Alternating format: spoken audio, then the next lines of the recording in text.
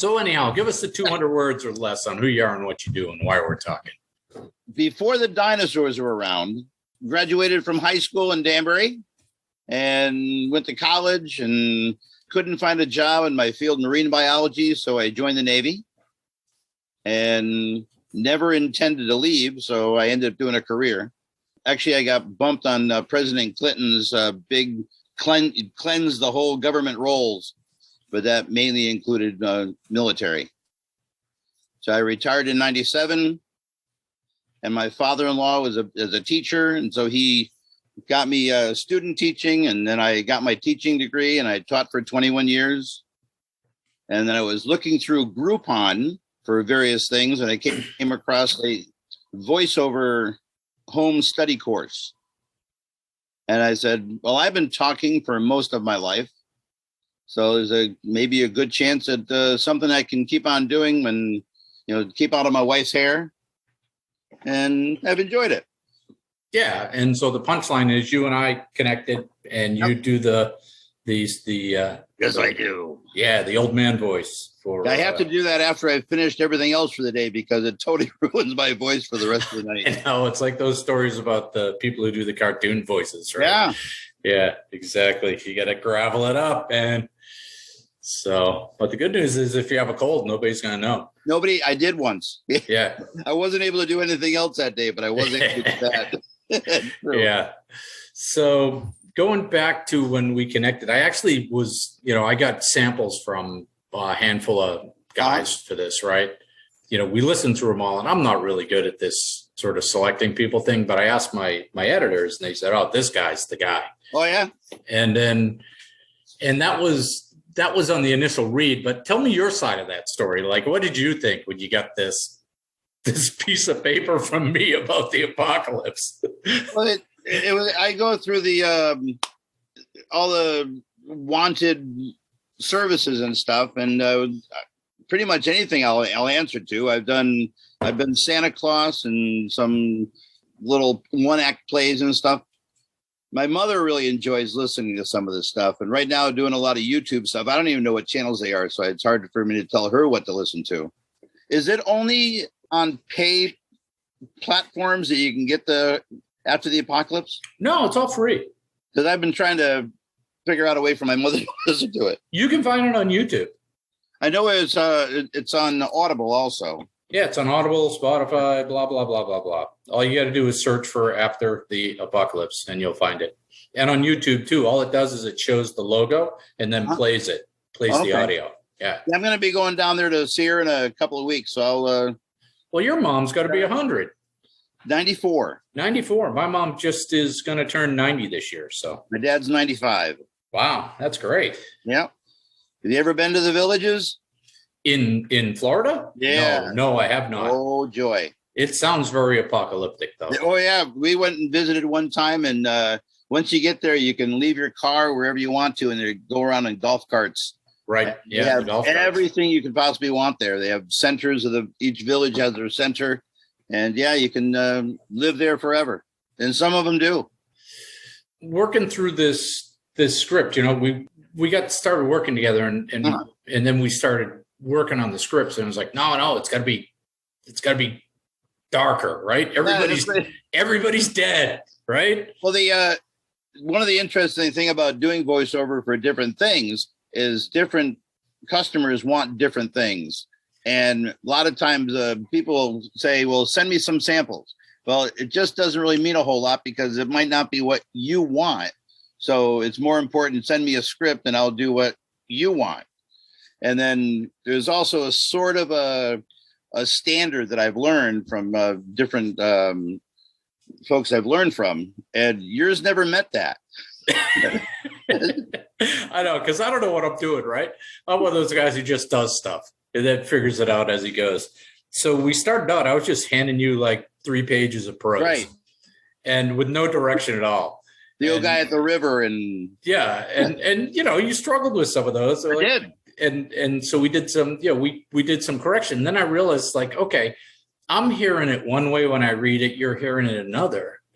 So I need to do that direction, right? Oh, yeah. On the read. And I don't know how much that helps, but I put in notice the arc of this episode, right? It starts out slow. Well, the notes really help out a lot. Yeah. Yeah. And sort of one of the things when you're doing audio, especially narrative audio, is the silence is so important, right? The strategic silence. So if you can put those pauses in the right places, it's more effective than yelling at people. Oh, absolutely. Right. It's more effective than having a gunshot. That silence is like haven't seen any likes or ums in the scripts at all. Yeah. Yeah. That silence in a narrative is like a gunshot. It just snaps people's attention. Right. And yeah, the cadence and the modulation. But I think one of the things I noticed was towards the end of season 1, we sort of started to sink, right? Yeah, you told me to bring it back down again. We started to sink, and that, like, around episode, I think it was 18 when they were in the ballpark. That was a really powerful episode, right? And I think the read was really good there. Good. Well, I guess I started being more narrative and more upbeat and stuff, and you pounded me back down again, is what I thought you were going with. Yeah, well, that's the thing. It's like, I could picture you, right? You just got done with a bunch of, Cheerios commercials or whatever you're reading. Then you get a drop into the apocalypse, and you're like, no, you can't do that, man. You got to gravel it up. You got to take a break. Got to get depressed. That's what again. I did. I told you I went downstairs and had one of those things you're drinking and continued on. I am drinking. What am I drinking today? This is a nope, not a Sammy. It's a Voodoo Ranger Imperial IPA. I actually have water. I got some of that too.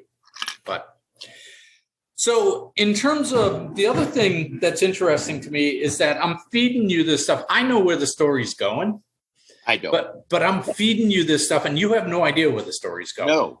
So you're finding out what's happening as you read it. What's that experience like? Well, it's pretty interesting, especially going on the Facebook page and listening to some of the various folks talk about who's going to be what, and you're an idiot for killing the dog, and why didn't the old lady's important, and I'm about maybe an hour ahead of them as far as knowing what the real answer is. So right. Yeah, you don't want to get the spoilers. And I think I lost you a couple times where you got lost in the script. But there's a point in season 1 where I did that flashback where you see Janet silhouetted against the edge of the pit, and then we flash back. Right. And you got kind of twisted up, and then I was like, where am I? What am I doing? So. Well, again, you say the big difference is what you're thinking about for it, and sometimes just like using emojis, I think what you meant by using a eggplant, but the rest of the world thinks something different about it. Yeah, but I think that's okay, because now that you've learned what I'm doing, you can color outside the lines and try and you can bring your creativity to it, right? And I think that's great, right? Because now that you know the narrative and the tone and the characters, you can bring that extra. It's like anything else, right? You got to learn the scales first before you write the symphony. I try to teach the guys that teach trumpet too. I try to teach them that. Yeah, it's like anything else. There's discipline, which leads to mastery. Now, you said you're also writing other stuff too. Is this now, do you have already something in your mind exactly, like storyboarding the whole thing to figure out where you're going to go, or? Yeah, so I have a loose storyboard of the 5 seasons. Oh, really? And as the seasons get closer, I storyboard the season. So that I know the episode arcs, right? And it's pro forma. It changes once you get in there, but it's pro forma that you're going to start at this point in time in this place with these characters, and they're going to do this, right? But more importantly, it's what are the stakes, right? What's going on that's important, and this is something I spend a lot of time in doing presentations myself. And one of the things I always ask myself is, okay, I'm showing this slide. Why do the people I'm showing it to care? Yeah. Right? And I ask that every time. Why do they care? I got this character in this place and they're doing this. Why do we care? right? And if we don't care, don't do it, right? So that's what I try to bake into the, what are the sort of, I don't know, macroeconomic or the overreaching sort of, I don't know, stressors or goals for the season to get from A to B. And then I sort of paint it in as I go. Well, I'm getting better at that. Like I said, I'm learning as we go. One of the characters, I'm just lousy at names, the younger guy that they picked up from the bus. He was a bus driver. Yeah. Yeah. And then I was Brad. I guess at first I was voicing that wrong, and you broke it up a little bit and said, okay, he's going to be a main character, and he's a younger guy, worked at Walmart or whatever you said. I forgot exactly what it was. Dog. That's my dog making noise, by the way. I left mine downstairs. I've got the tennis ball, and he wants You're supposed to have him on the dishwasher. Yeah. Yeah, Brad. Yeah, and originally he sounded super effeminate. First couple times you did. Well, thank you. I used my own voice on that one. No, that was before you switched to your own voice.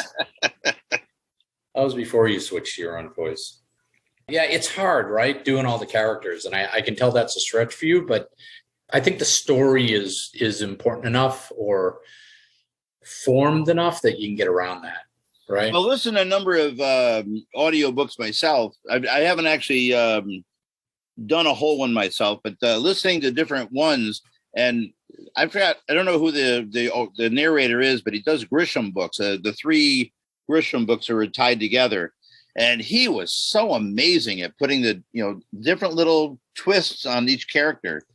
And then I've also listened to some where they just flat out don't change character into intonation even. Right. So I tried to be somewhere in between and at least bring out some accents and such as that.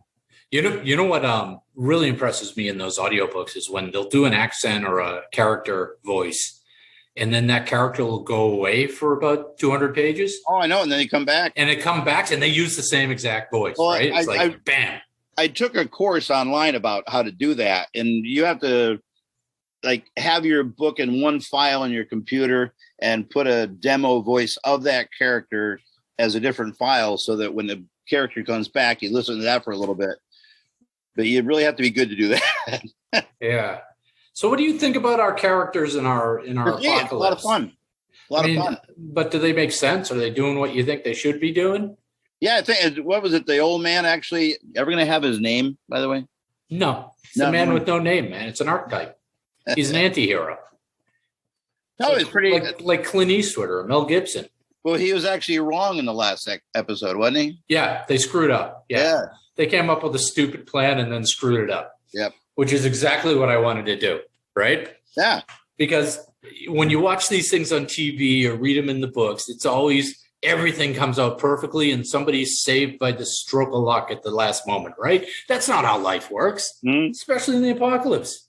It's chaos, right? And you got to tell some of that chaos. It's a happy chaos. Yeah. Hopefully it ends well. The dog doesn't die, but so the other thing that I spent a lot of time thinking about was that that lead female character, KJ and Janet, right? Yep. She's got sort of a split personality. And that whole character arc of how she starts out in one place sort of as a mom, but then ends up being basically a bloodthirsty vigilante, right? Militant. Yeah. So I had a lot of fun with that character arc, but on purpose, I did this.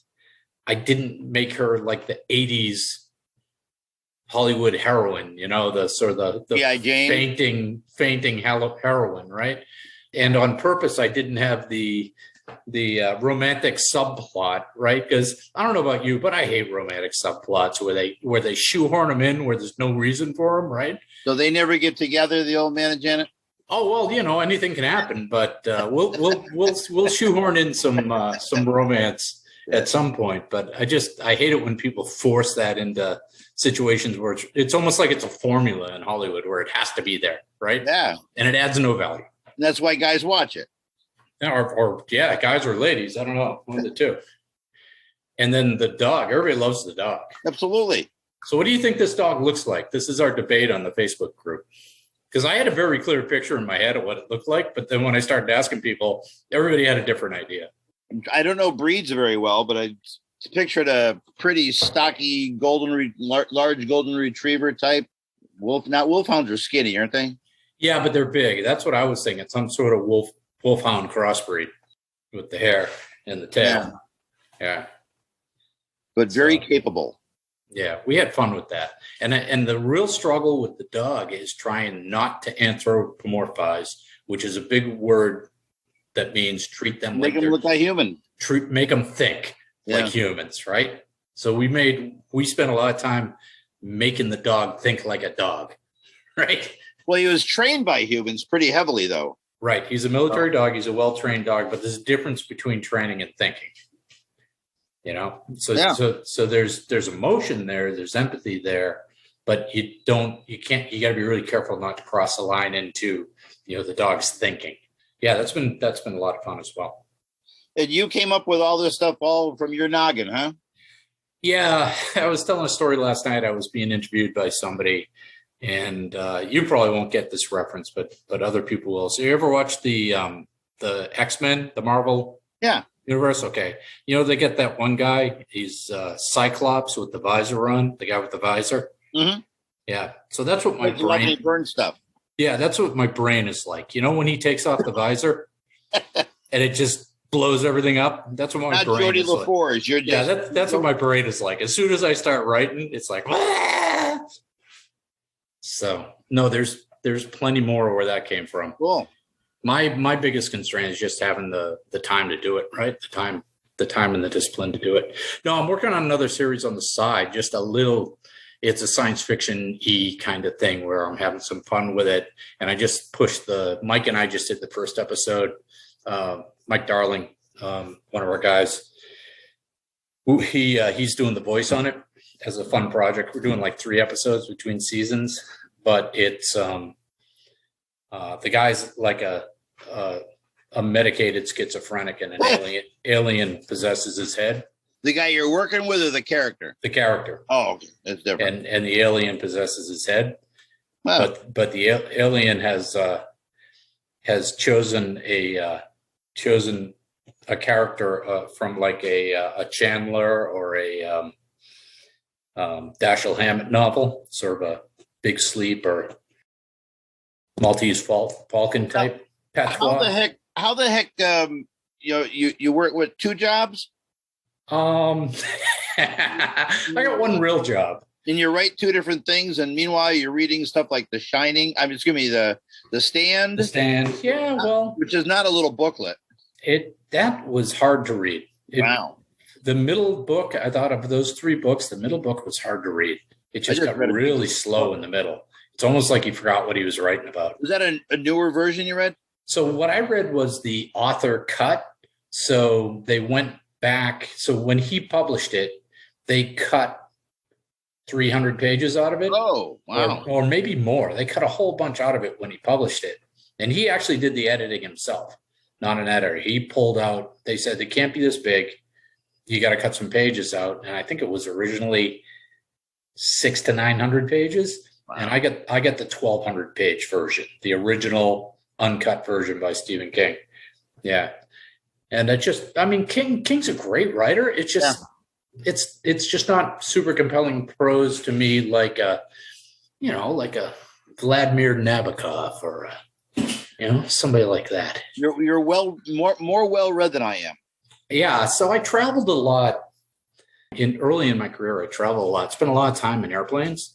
So I was the guy who bought those books that everybody else threw away when they got out of high school. The books that they made you read in high school. I bought those for my airplane reading. So I read my way through a whole bunch of classic literature.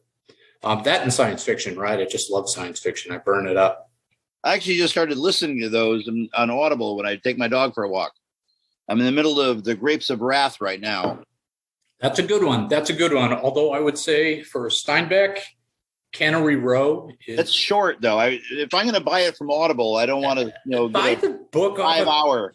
Again, somebody was forced to buy millions of copies of these in high school. Well, I have the hour when I take my dog for a walk. You can get a soft copy of that book for $2 and trip over my feet when I'm taking the dog for a walk. Steinbeck, The Grapes of Wrath. See, that's kind of the Stephen King version of Steinbeck. Yeah. So Of Mice and Men is another good one. That's one of the ones. He's got some very solid prose. And I got the long version of Moby Dick. I listened to that. Yeah, that's a hard read. I didn't read it. Yeah, but probably even a hard listen. It was. Yeah. The one I didn't understand why they even wrote it was Catcher in the Rye. Catcher in the Rye was, that's a coming of age story. Guy gets kicked out of school and goes to bars and avoids his parents. Yeah, that's a 50s version. It's like the Chocolate Wars, The Outsider. Again, all the books you were forced to read in middle school. Yeah, I don't know if I ever did though. Yeah, I don't remember them. I've read all those books. That's what I mean. See, that's what I'm telling you. This stuff just has to come out somehow, right? It's a pressure cooker. Is this instead of sleeping or? No, I sleep. Actually, I'm one of those 8-hour-a-night guys, right? I can't live unless I get my 8 hours. I was always jealous of people like, Sam Walton, where he's working 6.5 days a week and sleeping 2 hours a night. I think that's what Elon Musk does too. I think. Yeah, exactly. These guys, it's genetic or it's a psychological disorder. Right. But I like reading. So I'm reading these. I've never read them before. I'm reading these noir books. I'm reading The Big Sleep and I'm reading The Maltese Falcon. Wow. And they're wonderful. They're really wonderful. Prose wise, they're wonderful. So anyhow, I'm a student of the sport. And I notice you're a big Boston fan. New England. Why is that? I'm a New Englander. You said Danbury, Connecticut, right? Yeah, which is I can see New York pretty much from my house, but yeah. Do you know the definition of New England? Yeah, I do actually. Which states are in New England? I'm still Connecticut is New England. So shut up. Okay. Yeah, New York is not. No, most of the people around me are definitely Yankees or Mets fans. And teaching high school also was kind of fun because most of them were either Yankees or Mets fans. So I got all the Wheaties boxes and put them around my room that had anything Ortiz or whoever. And, and also for whatever reason, my grandfather absolutely hated the Yankees. Yeah. And being in Danbury and WPIX as a kid, had the Yankees games on all summer long. He'd sit there and watch every one of them and swear at it and all that stuff. And yeah, I just became one. So I had a client in Danbury. I remember staying in the Danbury Holiday Inn. I'll tell you a funny story. A couple of funny stories about Danbury. You probably know the Holiday Inn I'm thinking about. But we did a really good job one day. And the guy, the boss at this company said, take the rest of the day off, go home. So we went back to the Danbury Holiday Inn and it was happy hour. So we started, maybe greasing the elbows up a little bit. And before you knew it, they had balloons there, like helium balloons. And we had engineered these balloons to carry shot glasses around the bar. Yeah. So we didn't get thrown out, but we were having fun. And then they also had, was it karaoke night at the Danbury Holiday Inn, which is something out of a bad movie. Like you could write a bad movie around that. Yeah. So, now, Holiday Inn, is that across? When was this? How long ago? Oh, God, 30 years ago. It was right next to a Rotary, I think, if I remember correctly. A Rotary? Do you have Rotaries down there? Not, boy, in Danbury? No? I don't think so. No, maybe it was just a big interchange. But anyhow, that's my Danbury story. I got a story about everywhere. I think across from Bradley's and the theater. I could probably dig through my stuff and find a packet of matches. And that's all right. Right. I've been everywhere like you have. So that's another thing that gives you stuff to write about, right? When you've been everywhere, you have that. But some of mine you don't want anybody to know about. Yeah. Some of those stories you got to keep to yourself. Yep. All right. I'll let you go. Thanks for coming on. Any feedback you have for me? I'm always asking for feedback and you never give me any. So I've told you some of the spelling mistakes you've made and grammar here. Thank you for that. I think I've asked you one or two things. Like this is the chagrin part of our process where Robert sends me the recording. I listen to it. I go, hey, you missed a bunch of words in this sentence. And then I read the sentence in the script and I go, oh, that was me. Yeah, that was me. That's because I'm always rushing. I'm always late. All right. This year I'll try to do it earlier. Well, one of the things with voiceover is you get the habit of trying to do things quickly. And a lot of times, like I say, there's a 6.5 hour difference between me and the client. And I really don't have any time to ask questions. And so I just do it. And if they decide there's a mistake, then they tell me and I fix it. Yeah. So, okay. As I take you to the exit here, tell everybody how to find you. So if anybody needs your voice on their answering machine. Well, my website is commandvoices.com. When I went to get a website, Command Voice was a few $100s a year, and Command Voices, and I figured I'm gonna be doing more than one voice, was like $5 a year. There you go. That's how I chose that. And in the Navy, having a command voice is an important thing, so that's where it came from. Yeah, that's an Army thing, right? That goes way back. Yeah, all the services. Yeah. All right. Enjoy. Have a great one. Yeah, you enjoy your summer off. Well, I got my grandson down there. I'm going to go play with him. All right. Cheers. Bye-bye. Enjoy.